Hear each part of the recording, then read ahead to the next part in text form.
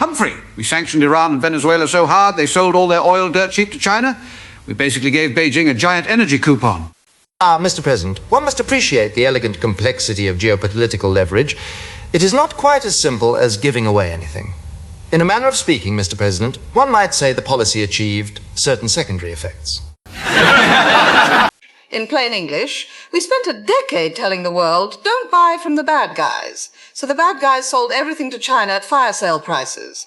We paid for the moral superiority, and China got the discount. Same difference.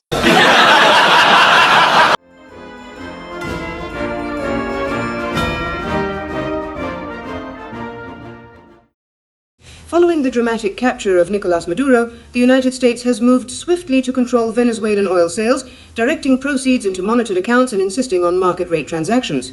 China, which had been purchasing the majority of both Iranian and Venezuelan crude at steep discounts through shadow fleets and debt arrangements, now faces a new reality. With Venezuela shifting toward market pricing and Iran under continued pressure, the era of heavily discounted sanctioned oil for Chinese refineries appears to be closing.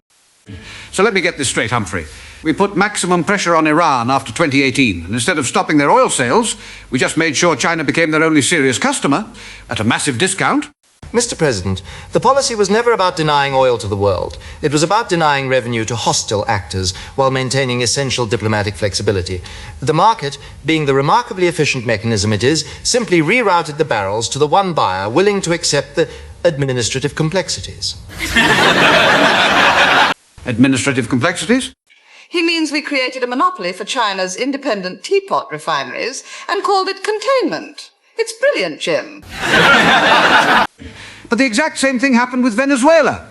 Before Maduro was arrested, we sanctioned them. They couldn't sell to anyone else, so Beijing bought their heavy crude dirt cheap.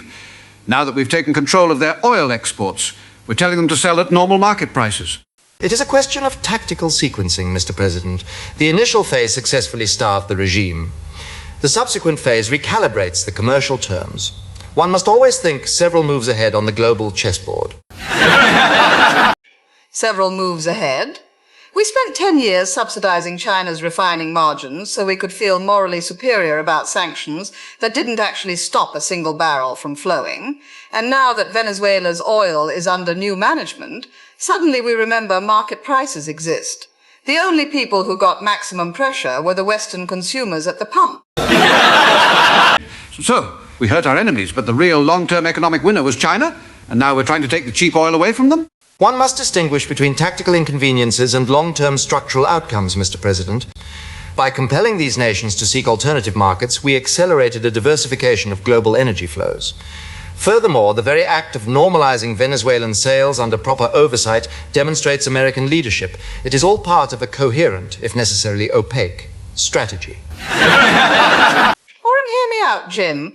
We spent years giving China the world's biggest oil discount because we were too proud to admit sanctions don't work. And now that the discount is ending, we're calling it strategic recalibration. Instead of, oops, we accidentally paid our biggest rival's energy bill.